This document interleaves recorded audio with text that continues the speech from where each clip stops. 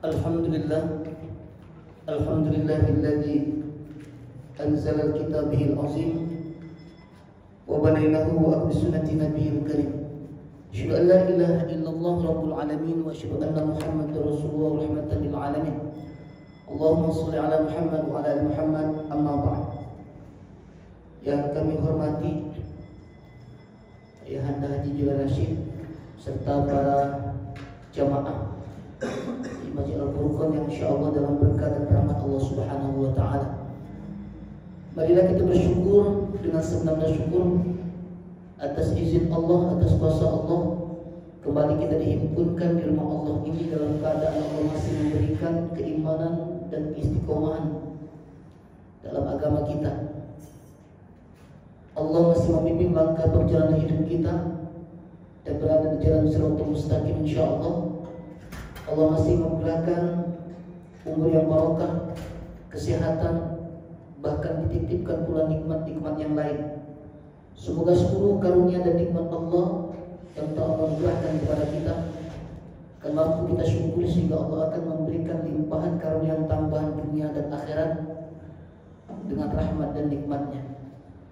Salawat dan salam bagi teladan kita, pemimpin terbaik pilihan Allah, Nabi yang mulia dan dimuliakan oleh Maha Mulia Nabi besar Muhammad SAW, bagi keluarga, kerabat, sahabat, pengikut, termasuk kita sebagai umat akhir zaman. Semoga kita, keluarga kita, guru-guru kita, saudara kita, dan seluruh jamaah sekalian, umat Rasulullah SAW akan dikumpulkan oleh Allah dalam surganya Allah bersama baginda Nabi besar Muhammad SAW. Amin Allahumma amin. Allahumma shalli ala Muhammad wa ala Muhammad. Sekalian kami hormati, kajian kita kali ini tentang mentelaah doa dari Nabi Muhammad SAW yang terdapat di dalam Al-Quranul Karim. Hal ini cukup menarik karena dari sekian banyak doa yang diabadikan oleh Allah dalam Al-Quran itu cukup menarik untuk dapat kita petik saripati dan makna.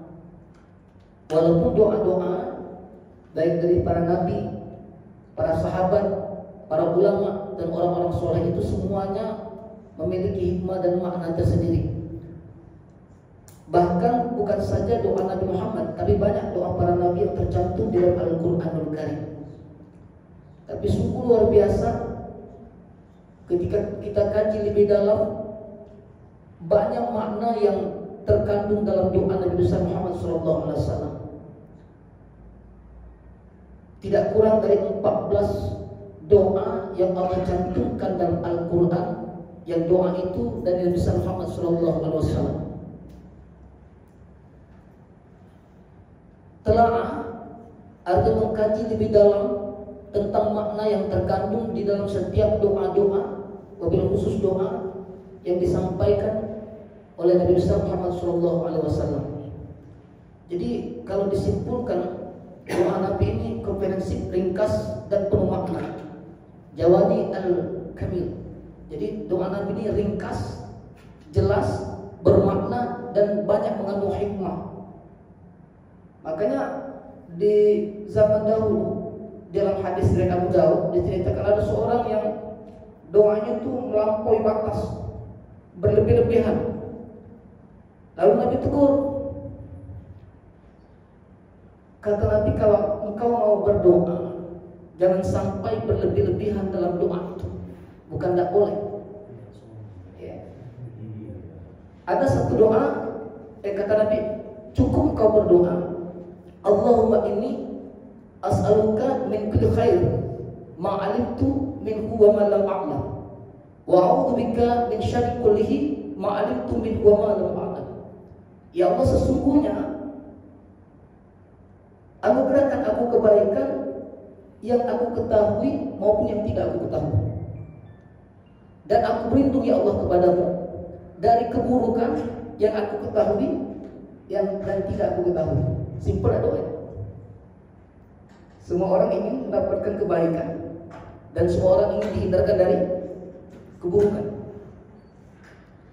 Jadi doa-doa yang baik di dalam hadis maupun khusus Al-Quran yang bersumber dari Nabi Muhammad SAW itu tidak ada bandingan dari doa-doa yang lain. Dan doa ini memang mengandung satu makna yang dalam. Ketika Rasulullah SAW menganjurkan kepada kita tentang bagaimana kita berdoa sesuai dengan konsep daripada Al-Quranul Karim. Misalnya di dalam surah Al-A'raf, surah ke-7 ayat ke-55. Silakan Ustaz, tolong untuk bisa membantu baca.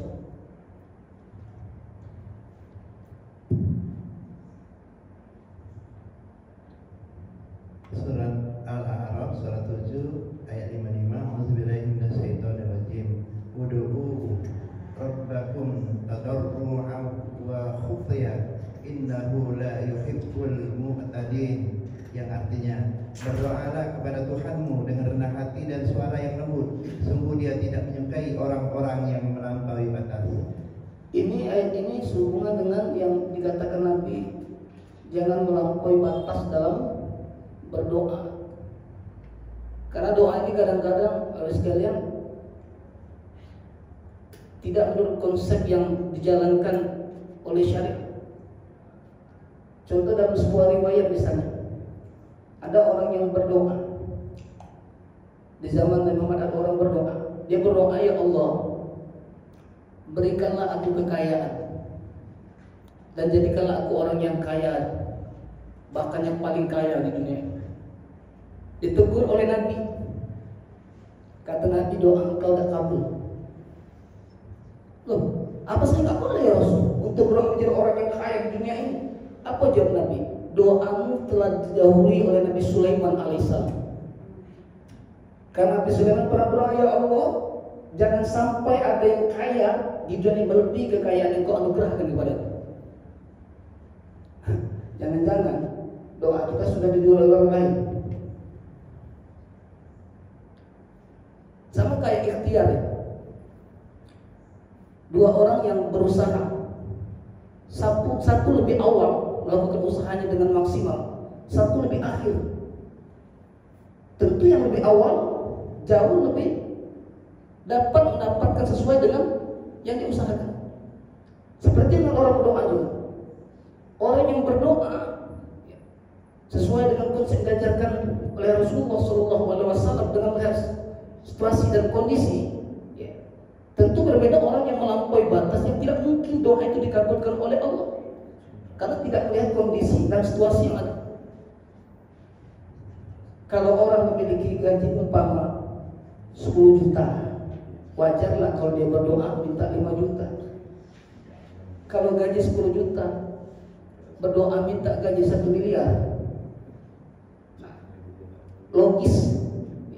Walaupun ada yang namanya rezeki yang tidak saya sangka, walaupun itu di luar daripada takdir yang telah ditentukan Allah. Tapi secara syariat Nabi menganjurkan harus mengukur doa itu dengan usaha yang kita lakukan. Ud'u rabbakum tadarru'an wa khufyah. Dialah Tuhanmu, berdoalah kepada Tuhanmu dengan tadarru' wa khufyah. Tadarru' ini beda dengan tawadu. Ada tadarru', ada tawadu. Tadarru' ini rendah diri. Kalau tawadu rendah hati. Di hadapan Allah itu kita rendah diri. Tapi di hadapan manusia jangan tadarru', tapi tawadu.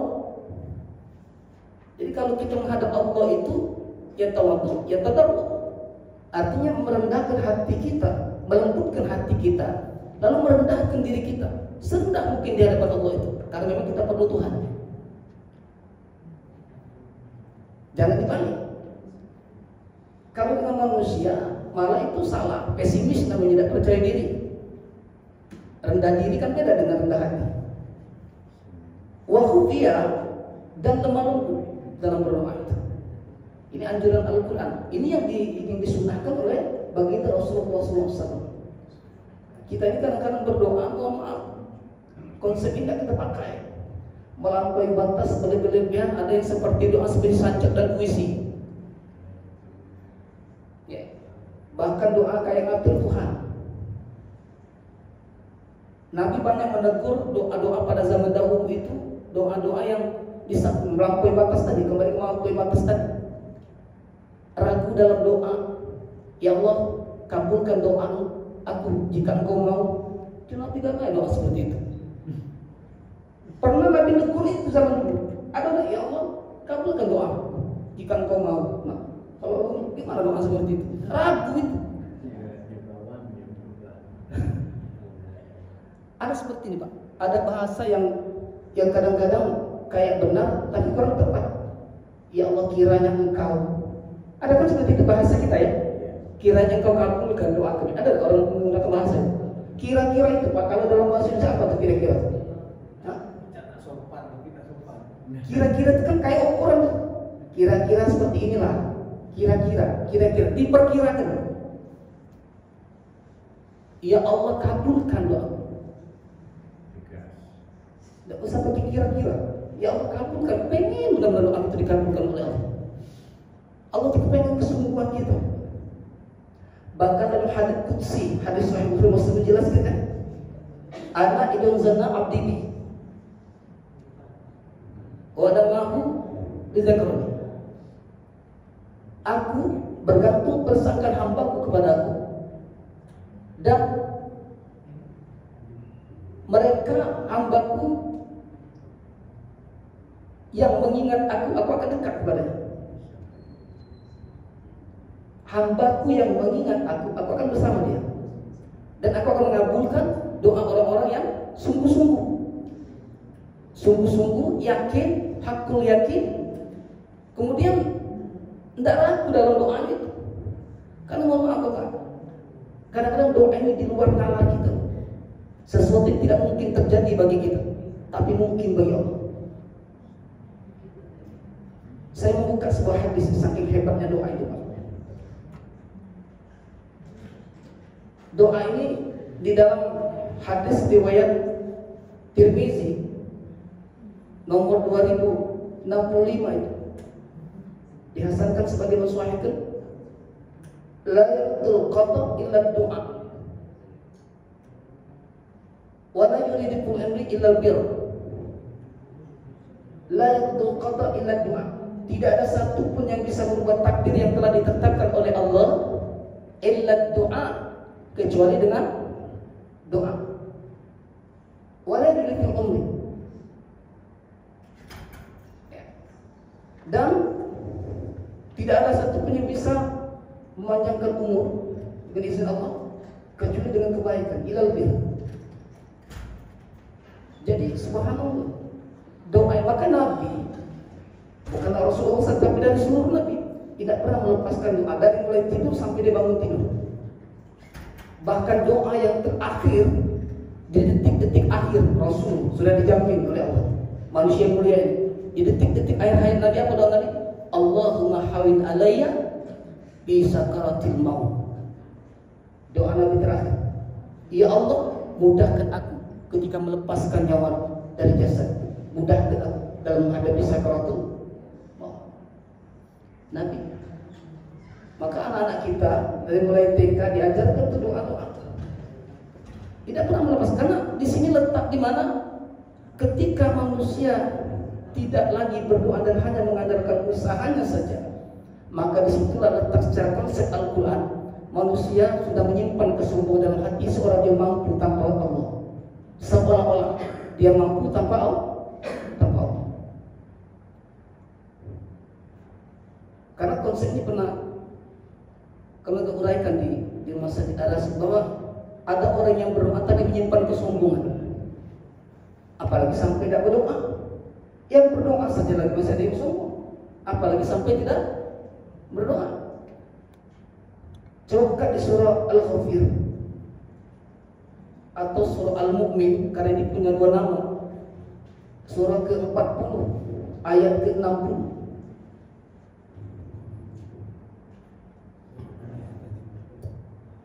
Surat 40 ayat 60. A'udzubillahi minasyaitonir rajim. Wa qala rabbukum ud'uuni astajib lakum innal ladzina yastakbiruna an ibadati sayadkhuluna jahannama dakhirin. Yang artinya, dan Tuhanmu berfirman, berdoalah kepadaku, niscaya akan aku perkenankan bagimu. Sesungguhnya orang-orang yang sombong tidak mau menyembahku akan masuk ke neraka jahanam dalam keadaan hina dina.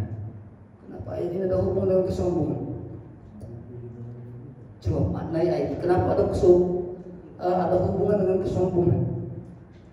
Berdoalah kepadaku, kata Allah, maka pasti niscaya aku akan kabulkan.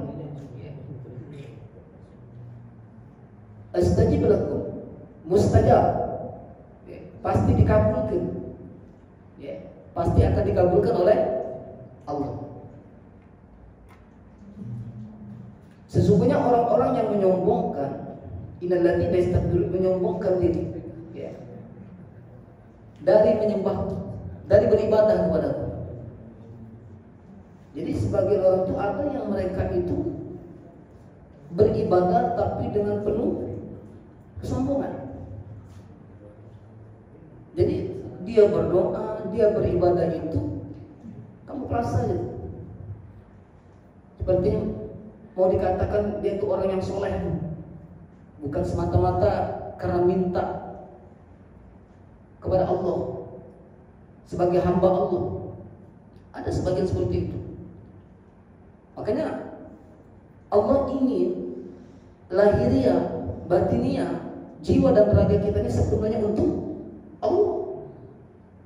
Jangan sampai lisan kita untuk manusia, raga kita untuk manusia, hati untuk Allah atau sebaliknya. Ada orang yang badannya beribadah, mulutnya beribadah, tertuju kepada manusia, tertuju kepada Allah, tapi hatinya kepada manusia.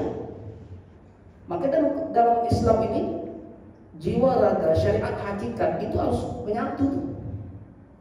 Makanya orang yang beribadah, berdoa, yang tanpa disertai dengan hakikat hati yang tulus dan ikhlas mencari doa Allah, itu kata ulama bagai berjalan dalam pandangan Tuhan.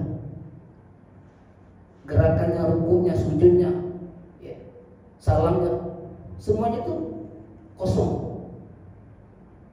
Makanya orang tidak akan pernah mencapai namanya kekhusyuan dalam sholat, karena khusyuk bukan terletak pada pikiran tapi tetap berhati. Dan orang tidak akan mencapai suatu kebahagiaan hidupnya ketika di dalam ibadahnya itu tidak masuk cahaya Allah ke dalam hatinya. Tidak akan pernah kebahagiaan. Tidak pernah kebahagiaan. Kebahagiaan itu hanya Allah berikan kepada orang-orang terpilih ketika jiwa dan raganya hanya untuk Allah. Ini sudah dalam Pak. Artinya Rasulullah itu lisannya, perbuatannya, hatinya memang full kepada Allah itu. Nah, kita jangan-jangan baru separuh itu. Kan kita tidak tahu orang yang fasih mengucapkan doa, orang yang fasih dalam membaca Al-Quran, apakah sepenuhnya untuk Allah atau hanya sekedar untuk kebanggaan di dunia ini saja. Makanya dalam hadis yang lain yang saya nyatakan bahwa tidak akan seseorang itu masuk ke dalam surganya Allah kalau sedikit saja menyimpan rasa sombong di hati. Lalu sahabat menyeletuk ya Rasul, bagaimana kami yang senang dengan pakaian yang indah, dengan kendaraan yang bagus?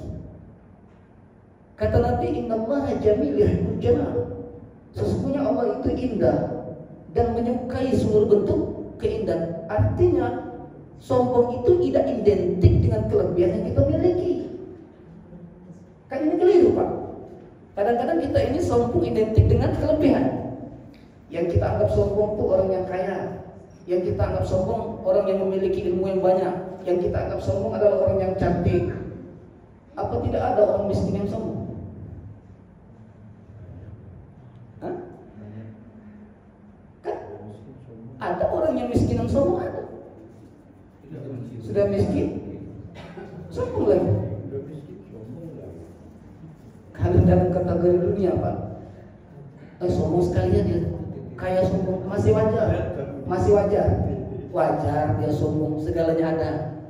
Kecantikan bisa berembang, lah wajar. Masih mendingan. Ya. Maka makna yang dikatakan Nabi, sombong tidak identik dengan itu. Karena sombong itu bisa berjangkit kepada siapa saja. Andai kata kita bebas dari kesombongan yang bersifat dunia, jangan-jangan sombong akan menjangkiti kita dalam ibadah. Kita bebas nih, dengan harta kita tidak sombong, dengan kedudukan tidak sombong. Jangan-jangan sombong itu masuk dalam hati kita di saat kita ibadah. Kita merasa kita orang yang paling hebat, paling alim, paling abid. Boleh jadi. Itu yang kita takutkan. Ini kalau sudah ke dalam, Allah Akbar. Makanya kebahagiaan itu sih ketika hati kita, jiwa kita dibersih. Yang kami bahas itu qalbun salim, hati yang selamat. Itu subhanallah, kan yang akan jiwa yang bersihnya akan kembali kepada Allah. Kalau jasad ini Pak, walaupun sesayang apapun kita dengan jasad ini, jasadnya habis dimakan cacing tanah. Habis apapun kedudukan kita di dunia, selesai. Tapi yang kita sayangi itu banyak jasad kita. Belum sempat lapar kita sudah makan. Rambut langsung gatal disampui, pakai sabun, gosok gigi, pakai minyak wangi. Itu yang kita sayangi. Belum sempat badan rasa sakit-sakit mulai kita berobat. Tapi jarang orang menyayangi jiwanya ini. Maka di acara-acara walimah itu kan jasad yang dipikirkan kebanyakan. Lama sekali nih mau makan nih jam 12. Ya. Boleh, silakan saja. Tapi itu kan terfokus kepada jasad. Nah, jasad ini kalau sudah lepas, roh ini kalau sudah lepas dari jasad yang namanya maya, habis masuk dalam perut bumi, jasad habis jadi tanah. Nah, yang kita berdoa itu kepada jasad atau kepada roh? Kita mengirimkan doa kepada orang tua kita yang sudah meninggal. Itu jasad atau roh? Jiwa yang bersih akan kembali kepada Allah. Makanya jiwa ini perlu. Di situ tak lagi ada masalah dunia, tapi yang diperlukan adalah doa-doa. Kembali ke masalah doa di situ. Menunggu doa-doa dari anak yang soleh, menunggu dari doa dari kaum muslim yang setiap Jumat itu kita doakan. Mereka tunggu tuh. Untung ada doakan. Itu pun kalau kita bagi orang-orang yang soleh. Itu pun kalau bagi termasuk kita orang-orang mukmin. Kan setiap Jumat. Allahumma fir lil mu'minina wal mu'minah wal muslimina wal muslimat al ahya'i minhum wal amwat. Ya Allah, ampunkan dosa dari kaum muslimin muslimat, orang Islam laki-laki perempuan, orang beriman laki-laki dan perempuan, baik yang masih hidup maupun yang telah meninggal. Artinya yang meninggal pun kebagian doa itu. Itu pun kalau kita termasuk orang mukmin. Mereka tunggu setiap Jumat, ditunggu doa-doa itu. Itu jiwa kita yang memerlukan itu. Sementara jasad sudah habis. Oleh sekali kami hormati, maka ayat ini surah Al-Ghafir surah 40-60 ini menekankan doa itu untuk bisa mentadaruh, merendahkan diri kita, ya, untuk menghilangkan kekotoran dalam hati kita bahwa kita benar-benar butuh kepada Allah. Disitulah letak di mana doa adalah salah satu jalan di mana kita mengakui bahwa kita ini manusia yang tidak memiliki daya upaya, la haula wala quwata illa billah, selain atas pertolongan Allah. Tugas itu dia hanya usaha ikhtiar berjuang itu saja. Tapi selebihnya kalau tanpa izin dari Allah tidak akan mampu.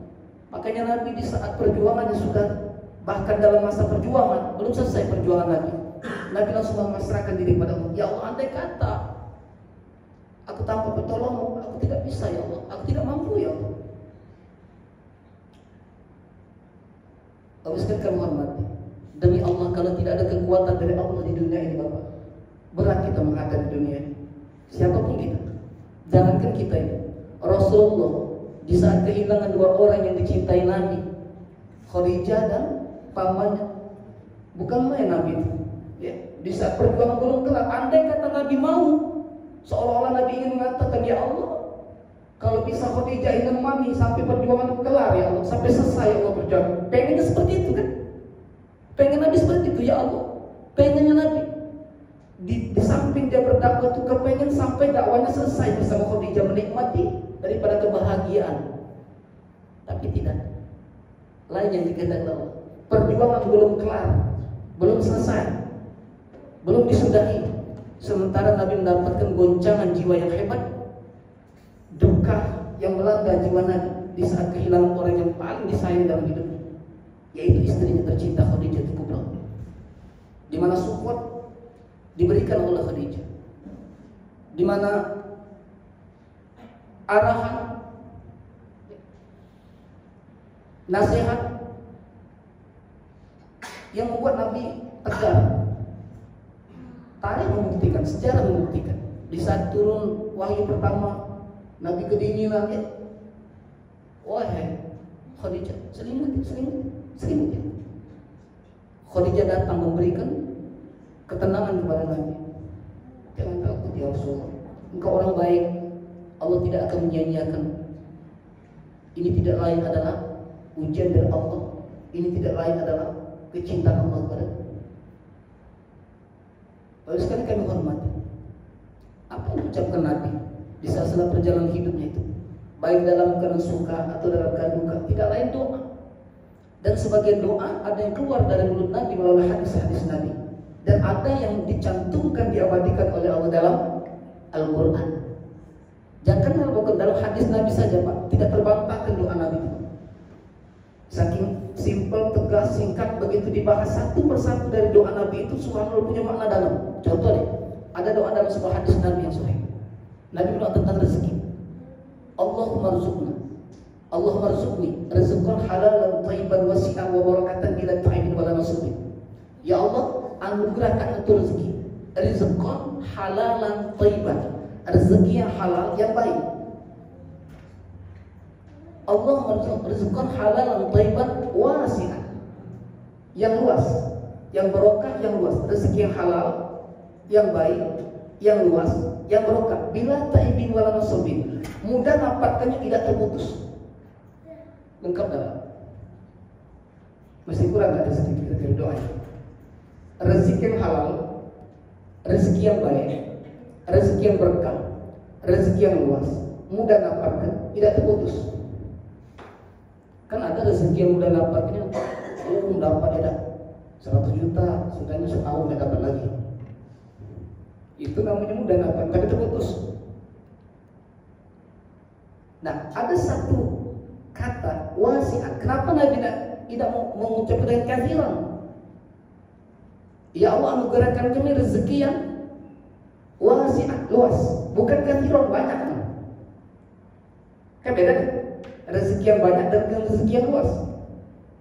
Kenapa Nabi tidak mengatakan kathiran? Ternyata rezeki ini, luas ini, tidak sebatas materi yang dimaksud Nabi. Andai kata tidak berikan bentuk materi, Allah berikan rezeki yang lebih hebat lagi. Boleh jadi kesehatan. Makanya ada sebuah kisah. Saya mungkin kalau kita berbaik sangka, berhusnuzan kepada Allah itu tidak ada tertukar rezeki itu. Allah itu tahu yang terbaik untuk hamba-Nya, karena Allah sayang kepada kita. Ada kisah teman kami rajin sekali sholat duha. Dia seorang pedagang. Sudah berdagang, dia masuk ke dalam masjid biasanya. Nanti berusaha lagi dagangannya. Minta tunggu, kawan tunggu dulu, saya mau sholat. Biasa, namanya sholat duha. Di dalam sholat duha itu ada doa. Yang inti doa itu, ya Allah, anugerahkan rezeki, andai kata rezeki masih di langit, turunkan, gitu kan? Andai kata jauh, dekatkan. Ada kata tercampur, yang haram sucikan. Andai kata sulit, mudahkan. Lengkaplah doanya. Hampir rata-rata doa itu terhubung dengan rezeki. Amin. Sudah doa. Dia kan harapannya tadi. Tapi tidak lupa doa Nabi itu. Allahumma rizqna rizqan halalan thayyiban wasi'an.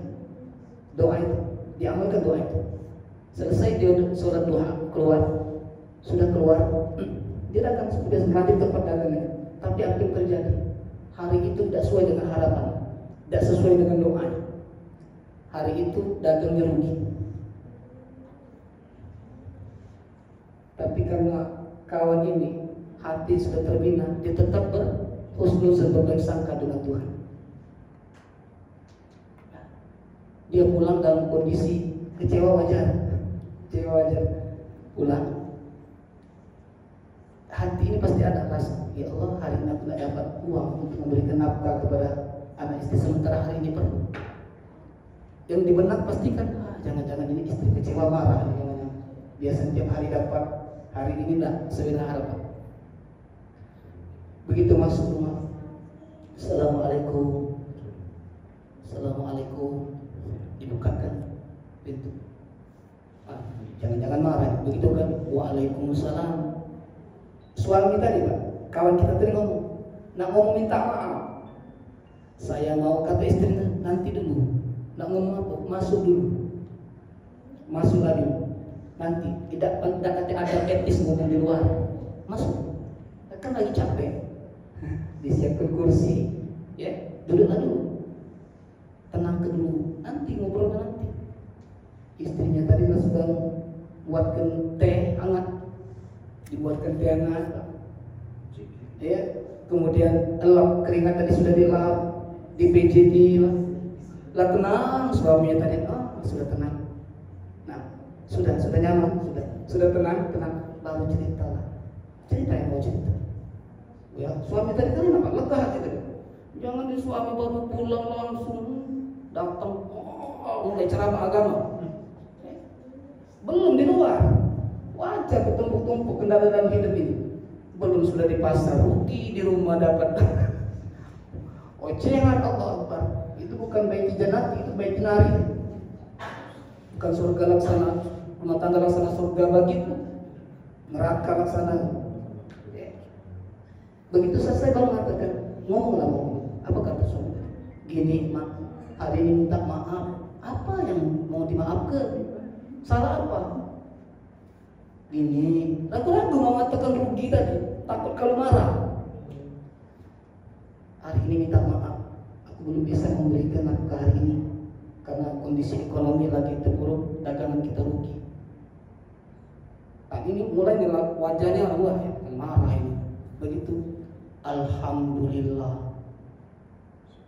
Ucapan yang keluar dari mulut istrinya itu alhamdulillah, bukan innalillah, bukan mata tercelik.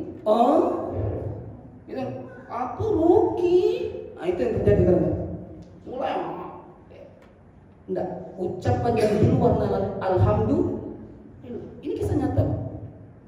Apa katanya? Alhamdulillah, ada rezeki yang berharga yang Allah berikan kepadamu untuk engkau dalam kondisi sehat pulang dan masih dalam keadaan selamat, panjang umur, kita bisa bertemu lagi.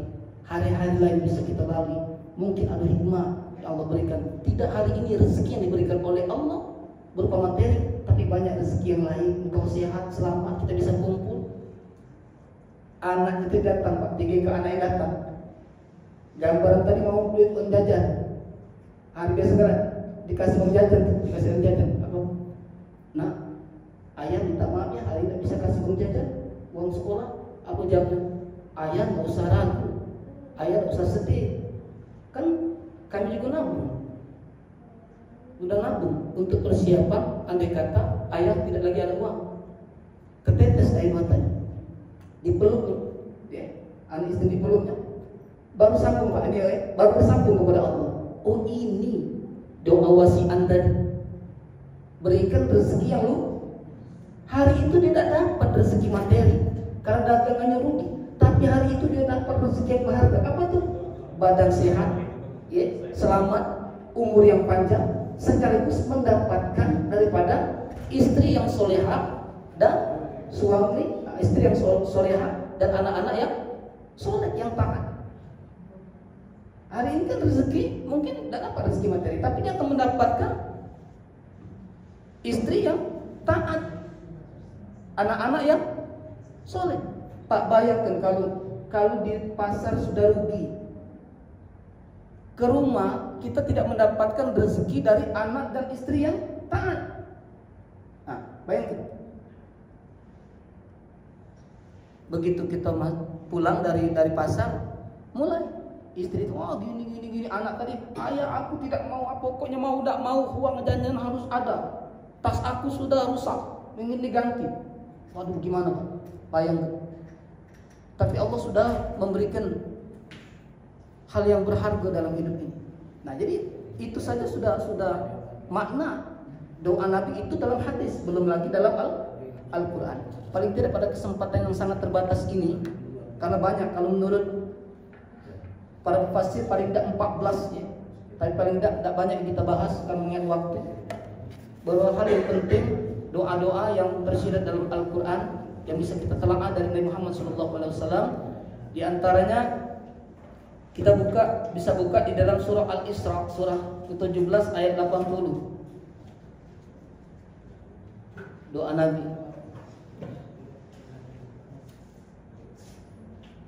Silakan baca.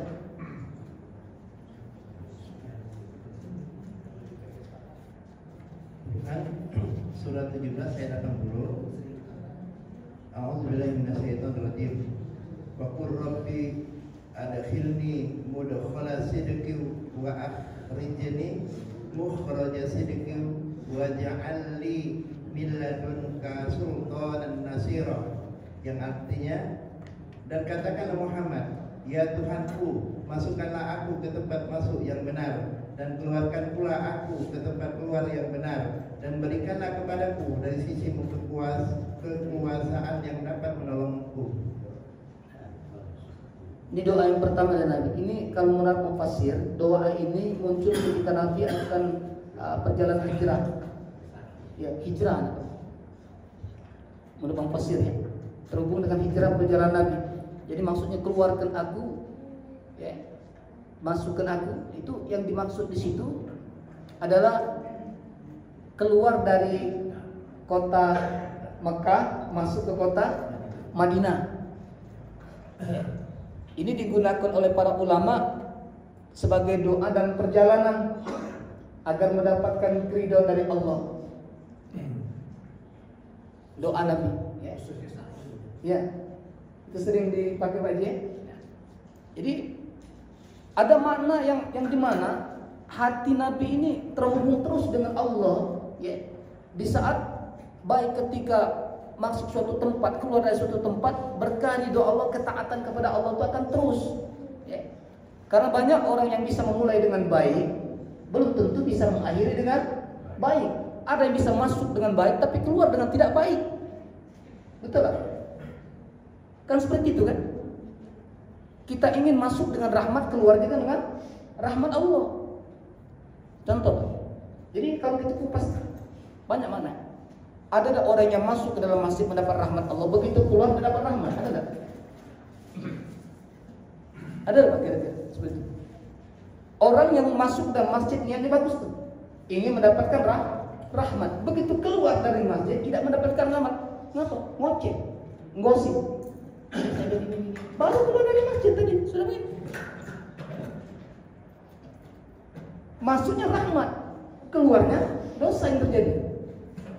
Maka setiap pertemuan, perpisahan, kita berdoa selalu dalam rahmat Allah. Setiap masuk pada suatu tempat, keluar dari suatu tempat yang baik itu agar rahmat Allah terus kepada kita. Ini yang pertama. Yang kedua, kita bisa buka di dalam surah Toha, surah ke-20 ayat 114.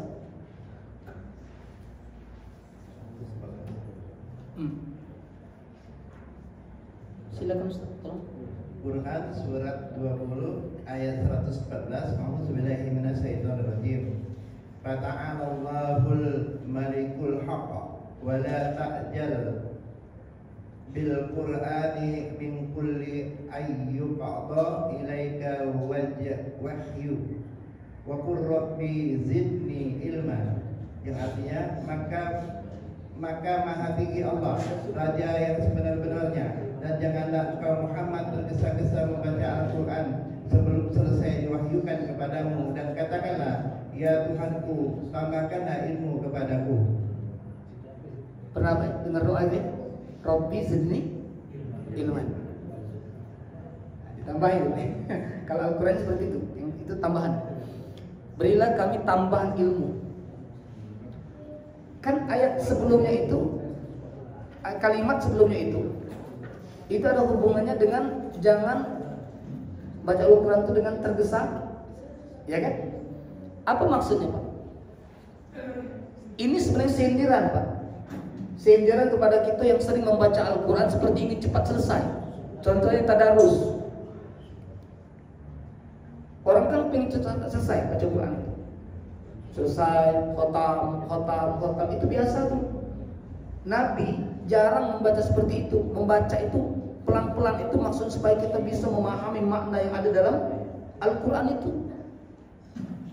Jadi Al-Quran tuh jangan sampai ada di lisan, tapi kalau bisa ada di hati, paham. Nah, di sini tadabbur Quran itu. Setiap bait-bait Al-Quran itu, setiap kata-kata Al-Quran, setiap ayat-ayat Al-Quran itu dimaknai. Baru bisa mendatangkan ilmu kan? Ya Allah tambahi. Maksudnya para pasal mengatakan berikan ilmu, tambahi ilmu dari ilmu yang sudah ada ini. Tambahi lagi ilmu, tambahi kepahaman lagi dengan Al-Quran. Maka tidak akan bisa menambah ilmu dari Al-Quran itu kalau membacanya itu tidak dipahami. Aku sering mengulang, Pak. Al-Quran ini kan membacanya itu kan pahalanya. Kata Nabi, satu huruf itu 10 kebaikan. Ketika Al-Quran itu dibaca, yang dapat apa? Pahala dan ketenangan. Betul ya? Pahala dan ketenangan. Bisa tidak menjadi petunjuk? Membacanya saja, Pak. Bisa tidak menjadi petunjuk? Gimana aja? Tidak bisa. Kita dikasihkan peta, ini peta, lihat nih peta itu, tapi nggak tahu nih arah kemana ini. Nah, orang membaca Quran itu pahala. Kan kalau dengar Bismillahirrahmanirrahim, tenang hati itu ya. Alhamdulillahirabbil alamin, tenang, sudah mendatangkan ketenangan hati. Tapi kalau tidak tahu maknanya, tidak bisa mendatangkan petunjuk. Hudan lil muttaqin, ya. Petunjuk bagi bertakwa itu alladzina yu'minuna bil ghaibi wa yuqimuna shalah dan seterusnya itu zalikal kitabul la raiba fihi hudan lil muttaqin itu. Al-Quran ini petunjuk bagi orang-orang yang bertakwa itu ketika kita bisa memahami Al-Quran itu. Makin banyak kita paham Al-Quran, makin banyak tambahan-tambahan ilmu. Bahkan kita masih banyak yang belum aku ketahui ini. Satu ayat itu panjang, Pak, kalau dibahas. Saking hebatnya ilmu Allah ini. Kata Pak Bangun, satu ayat itu bisa 1 jam lebih. Bahkan ada yang sampai membuat satu ayat bisa membuat satu kitab. Bayangkan, satu ayat Al-Quran ini bisa membuat satu kitab. Hebat Al-Quran. Ilmu mana yang bisa satu ilmu bisa membuat satu buku? Cukup satu dalil. Ada? Teori mana yang satu teori bisa membuat satu buku? Banyak kadang-kadang buku setebal ini banyak teori ini, teori ini, teori ini, teori ini, teori sama kayak kita bikin tesis atau skripsi, banyak itu sumbernya. Tapi Al-Quran ini subhanallah, berapa banyak yang pakai Al-Quran satu ayat itu dikupas habis, bahkan bukan satu kitab, malah beberapa kitab, beberapa buku dari pemahaman terhadap Al-Quran. Satu ayat itu. Ini Al-Quran sudah 30 juz. Subhanallah, 6.236 ayat itu subhanallah. Maka kenapa Nabi berdoa untuk minta tambahi ilmu yang lain setelah mendapatkan ilmu ini?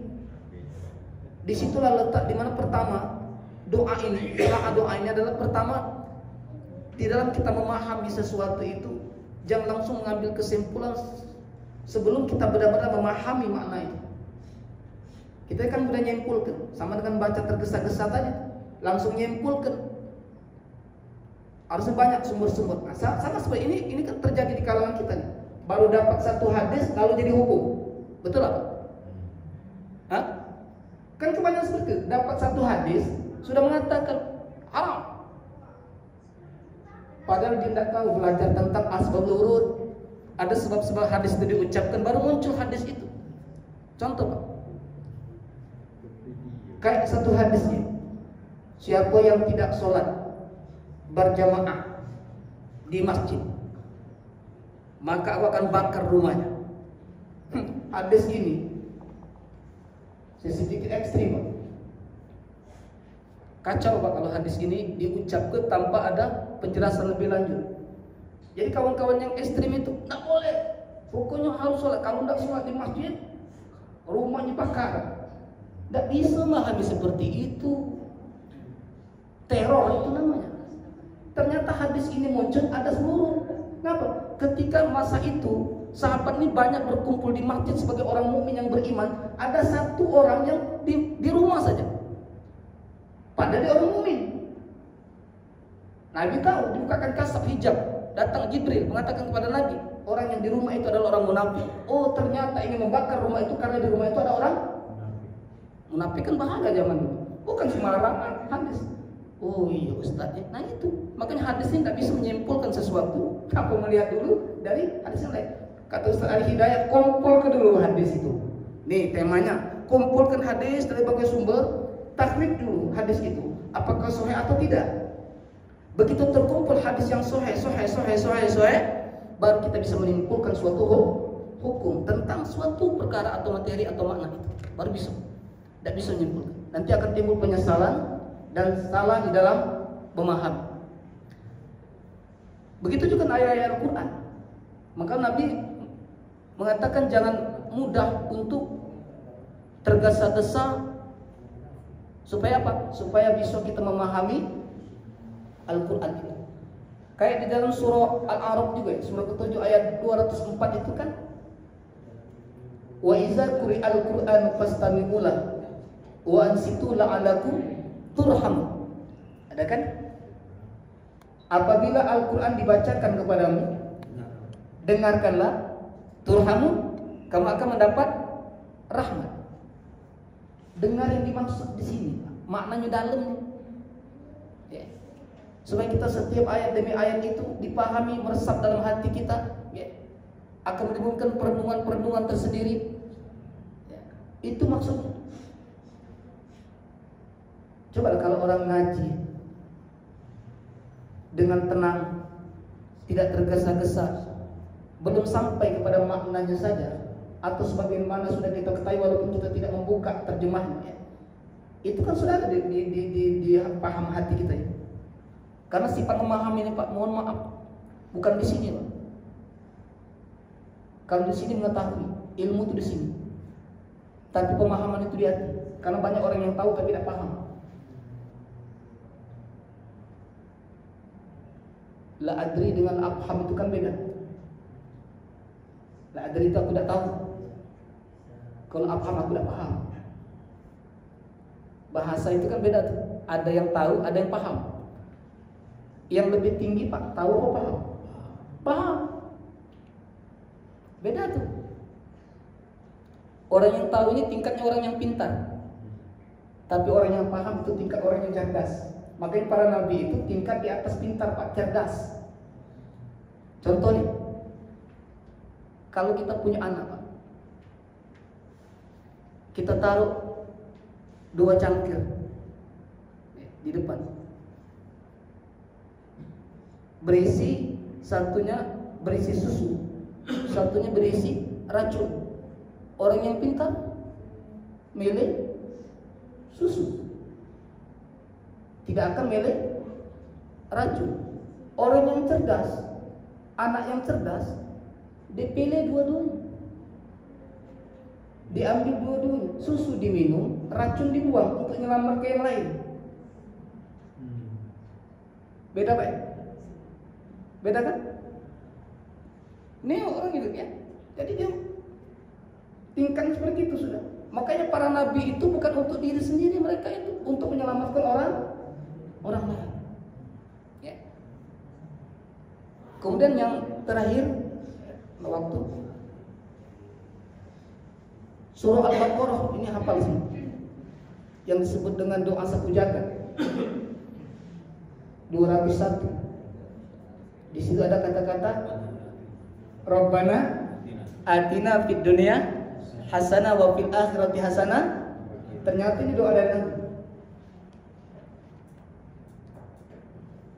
Ini Pak simple, ya. Tapi ini jarang ditinggalkan doa. Ternyata kalau lihat dari hadis riwayat Abu Dawud, ya, bahkan di hadis Muslim juga ada, ya, dijelaskan bahwa doa ini muncul di saat Nabi besuk orang sakit. Ada orang sakit, sudah kurus badan itu. Lalu orang ini mengatakan pada Nabi tasbih. Begitu Nabi mengucapkan tasbih, lalu mengatakan kepada orang ini, sudah lama sakit, kalau sakit, ya kurus badannya. Sampai terucap kata-kata putus asa yang sakit ini. Kalau badannya sudah kurus, sakitnya sudah lama, ya. Lalu mengatakan kata-kata, ya Rasulullah, aku mohon kepada Allah agar sakit yang kuderita ini, ya, merupakan hukuman dari Allah. Aku kepengen Allah menimpakan azab akhirat itu sekaligus di dunia ini saja. Saking tahan lagi sakit. Biarlah azab akhirat itu ditimpakan kepada aku. Jadi di akhirat nanti tidak lagi azab, timpakanlah di dunia ini, dari sakit aku ini. Saking tidak tahan rasa sakit tadi orang sakit ini. Aku pengen azab yang bakal ditimpakan kepada aku di akhirat nanti, biarlah timpakan di dunia langsung bersama dengan sakitku ini. Kata Nabi, kau tidak akan sanggup, kata Nabi. Tidak akan sanggup, kata Nabi. Kalau bahasa Palembang nih Pak, sakit mah ini lagi kau terlalu tidak nambah lagi hukum di akhirat. Mungkin dia maksudnya untuk ngabis gitu di akhirat tidak disiksa lagi, pikirnya seperti itu. Kata Nabi, tidak boleh, kau tidak akan sanggup, kata Nabi. Justru bertambah sakit itu, parah itu, kalau tidak dengan keimanan bisa banyak orang yang kufur. Jangan salah. Sakit ini kalau kelebihan Pak, kalau tidak dengan keimanan, kekuatan dari Allah, berapa banyak orang yang murtad Pak gara-gara sakit. Berapa banyak orang yang tipis imannya, hancur akidahnya gara-gara sakit. Banyak. Bahkan orang di detik-detik akhir hayat ini banyak orang yang su'ul khotimah gara-gara tidak sanggup menahan sakit. Subhanallah. Tapi bagi orang yang beriman, sudah mengikuti kajian, paham tentang Al-Quran ini, justru kita ambil hikmah. Ada namanya ikhtiar. Kita cuma berusaha. Sakit, tak kunjung sembuh. Ada seperti itu kan? Ada orang yang sakit, tak kunjung sembuh. Jangan-jangan ini salah satu jalan, Pak. Salah satu jalan Allah ingin mengikis dosa-dosa kita. Begitu dosa kita habis, Allah berikan dengan amal-amal soleh. Ketika dia kembali kepada Allah, tanpa hisab lagi. Hebat cara Allah. Cuman kita kadang-kadang seuzon. Untuk menghapus kesalahan kita, diberikan amal. Tinggal amal saja. Kalau dosa sudah habis, amal. Amal kebaikan. Begitu sampai ajalnya, dia akan menghadap Allah dalam keadaan tanpa hisab. Ustaz, apakah ada orang yang nanti masuk surga tanpa hisab, tanpa disiksa? Ada. Salah satunya orang yang menanamkan ketakwaan dalam hidupnya dari mulai hidup sampai dia wafat. Ada. Kita bisa buka di dalam surah Az-Zumar, surah ke-39 ayat 61. Orang yang nanti di akhirat tidak akan disentuh oleh api neraka. Silakan Ustaz. Sebagai ayat penutup. Quran surat 39 ayat 61. A'udzubillahi minasyaitonirrajim. Wa yunajjillahu alladziina ittaqaw bima fazatihim la yamassuhumus su'u wa la hum yahzanun. Yang artinya, dan Allah menyelamatkan orang-orang yang bertakwa karena kemenangan mereka. Mereka tidak disentuh oleh azab dan tidak bersedih hati. Sadaqallahu. Ya, Pak. Jadi orang bertakwa ini salah satu yang tanpa hisab. Itu yang kita pengen. Makanya kenapa doa Rabbana atina fid dunya hasanah wa fil akhirati hasanah, ada kata-kata wa qina azab. Kenapa harus ada kata-kata qina azaban? Cukup wa fil akhirati hasanah. Kita kira dengan mendapatkan kebahagiaan akhirat itu sudah pasti tidak api neraka. Banyak orang yang harus disiksa dulu sebelum masuk ke dalam surga. Makanya ada ini kita kepengen nanti, ya, masuk surga tanpa hisab. Itu kepengennya. Jangan sampai ada kata-kata Pak, nauzubillah min zalik. Ada kata-kata yang kayaknya benar tapi salah. Ada kan kata-kata seperti ini. Bapak pernah dengar kata-kata orang seperti ini? Kita bersyukur Ustaz ya. Kenapa? Jadi orang Islam. Kenapa?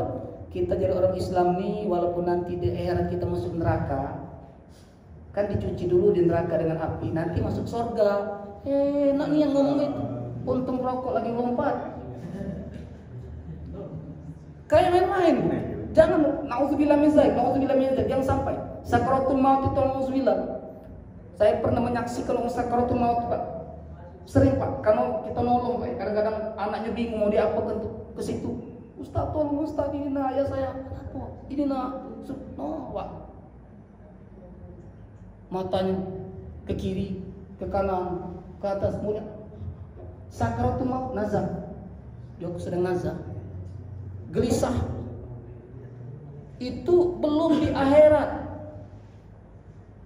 Harus memutuskan kelezatan dunia ini saja. Sakaratul maut na'udzubillah min dzalik. Rasulullah itu Pak apa kurang Pak?